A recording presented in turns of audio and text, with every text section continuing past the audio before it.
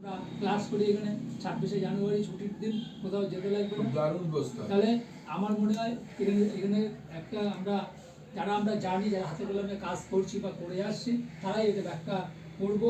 যদি আপনারা রাজি থাকেন তাহলে 26 জানুয়ারি এটা করেন, তাহলে বাড়ি যাব না।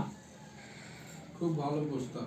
এবার দেখেন চিন্তা করে এবং দেখুন সেই মিটিং গুলোর কিন্তু খরচ আবার আমাদের মধ্যে থেকেই তুলতে হয়।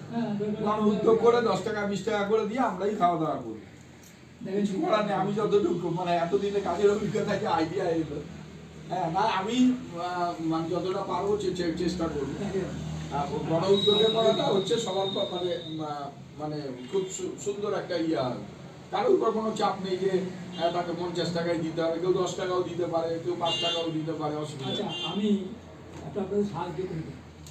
আমি গ্রাম পঞ্চায়েতের গ্রামসভা সংক্রান্ত প্রতিবেদন লিখেছি 19/12/2025।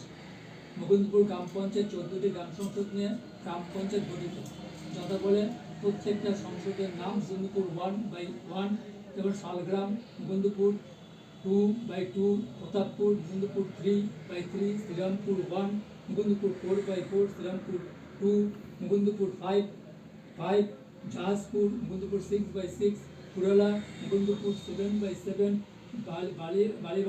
বালিগাড়া মুকুন্দপুর বালিয়াড়া 8/8, মুকুন্দপুর 1, মুকুন্দপুর 9/9, মুকুন্দপুর 2, মুকুন্দপুর 10/10, রহরডাঙ্গা মুকুন্দপুর 11/11, ভাড্ডি মুকুন্দপুর 12/12, শ্যামপুর মুকুন্দপুর 13/13, ভবনী মুকুন্দপুর 14/14, তুমকা।